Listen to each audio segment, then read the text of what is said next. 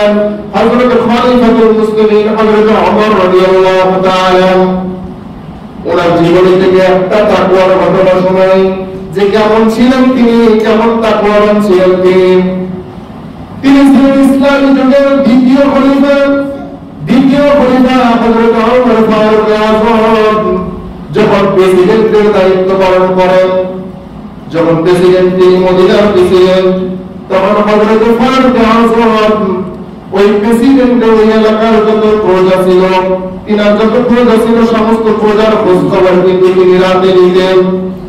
দিনে রাষ্ট্রীয় কাজ সম্পাদন করে রাতে আবার প্রজাদের খবর নিতেন, প্রজাদের খাবার আছে কিনা, প্রজারা কি হালতে আছে এই হালতগুলো তিনি জানতেন। হঠাৎ করে তিনি একদিন রাতে ঘুরতে ঘুরতে দেখে একটি তাঁবু, মদিনার তীরে একটি তাঁবুতে কিছু আলো জ্বলছে। তাঁবুতে আলো জ্বলার পরে দেখে যে দুইজন বাচ্চা তাঁবুর কাছে চলে গেলেন, আলো জ্বলতে তাঁবুর কাছে তিনি চলে গেলেন, গিয়ে দেখে দুইজন বাচ্চা কাঁদতেছে। কি করে? দুইজন বাচ্চা কাঁদতেছে, হাউমাউ করে কাঁদতেছে খোদার জ্বালায়। মা পাপুলটা চূড়ার মধ্যে নিয়ে লাড়াচাড়া করছে। ফারুক আযম ডাক দিয়ে বলল, মা তুমি এত নিষ্ঠুর কেন? সন্তান গুলো কাঁদতেছে আর তুমি পাবে এইমাত্র এত রাত্রে তুমি চুলায় নিয়েছো কেন? সন্ধ্যা রাত্রে তাদেরকে খাওয়াই দিতে পারতেন, ঘুমায় দিত শিশুরা, এত রাত্রে শিশুরা কাঁদতেছে। এবার মহিলা ডাক দিয়ে বলছে, প্রতীক তুমি কি? আমি তো ছিলাম, আমি মদিনার বাসিন্দা, আমি অন্য রাষ্ট্রের একজন মহিলা, মদিনায় এসেছি এই মদিনার প্রেসিডেন্টের কাছে কিছু সাহায্য চাওয়ার জন্য। আজকে 3 দিন যাবত আমার সন্তান সহ আমি সহ অনাহারে আছি। ফারুক আযম শুনে আশ্চর্য হয়ে গেলেন, 3 দিন যাবত অনাহারে আছে, মা তাহলে পাপি রেখে দিয়েছেন। ফারুক আযম যখন বললেন, মা পাপি রেখে দিয়েছেন, মা চোখ বেয়ে পানি। মা বলতেছেন, 3 দিন যাবত আমি সন্তানগুলোকে সান্ত্বনা দিচ্ছি। কি সান্ত্বনা দিচ্ছি? তারা খোদার জ্বালায় ছটফট করছে। আমি পাতিলের মধ্যে কিছু পাথরের টুকরা নিয়েছি আর কিছু পানি দিয়ে আমি লাড়াচাড়া করছি আর তাদেরকে সান্ত্বনা দিচ্ছি, খাবার রেডি হচ্ছে। খলিফাতুল মুসলিমিন ফারুক আযম দৌড় দিয়ে এখান থেকে দেরি করলেন না, দৌড় দিয়ে চলে গেলেন। দৌড় দিয়ে চলে যাওয়ার পরে খাদ্যমন্ত্রী আসলামকে ডাক দিয়ে বলল, আসলাম খুব দ্রুত করে তুমি বস্তার ভিতরে আটা ঢোকাও, পেঁয়াজ ঢোকাও, রসুন ঢোকাও, তরকারিগুলো ঢুকিয়ে দাও। ঢুকিয়ে দিল, এবার প্যাকেটিং হয়ে গেল। বস্তাটা এবার আসলামকে ডাক দিয়ে বলল, আমার মাথায় দিলে দাও। আসলাম হযরত আসলাম রাদিয়াল্লাহু তাআলা ডাক দিয়ে বললেন, খলিফাতুল মুসলিমিন হুজুর, আমি তো এই কাজে নিযুক্ত, আমি তো এই কাজে নিযুক্ত কর্মচারী, আমার মাথায় তুলে দেন, আমি নিয়ে যাই। ফারুক আযম ডাক দিয়ে বলল, আসলাম সমাজ থেকে আসামি হয়েছে আমি, এই আসামি কিন্তু তুমি না। আমার রাষ্ট্রে 3 দিন যাবত না খাওয়া আসামি, আর আমি এখানে আসামি। আমি যদি তোমার মাথায় তুলে দেই, আল্লাহর কাছে কি জবাব আমি দেব? অতএব আমার মাথায় তুমি তুলে দাও, আমি নিজে গিয়ে খাওয়ায় আসবো।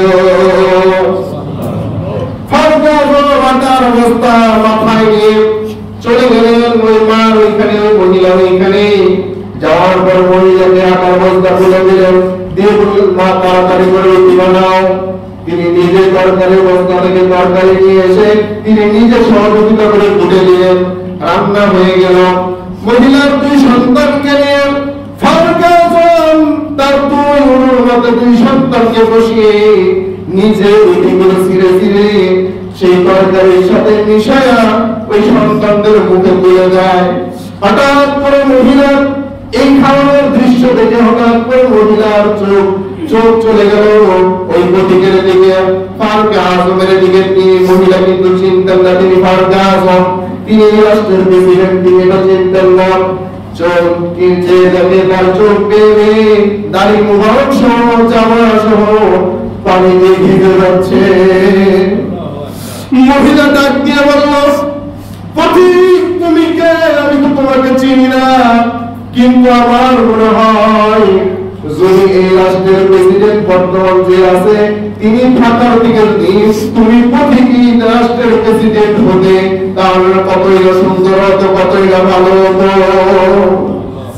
মহিলা ডাকতেই করে বলেন, ফারুক আজম শিশু দুটোকে খাওয়ায়া মহিলাকে ডাকতে বলল, মা তুমি আগামীকাল সকালবেলা রাজদরবারে যাবে, ওই রাজদরবারে আমি থাকবো, কি তোমার কোনো ব্যবস্থা করতে পারি কিনা। ফারুক আজম বলে চলে আসলেন।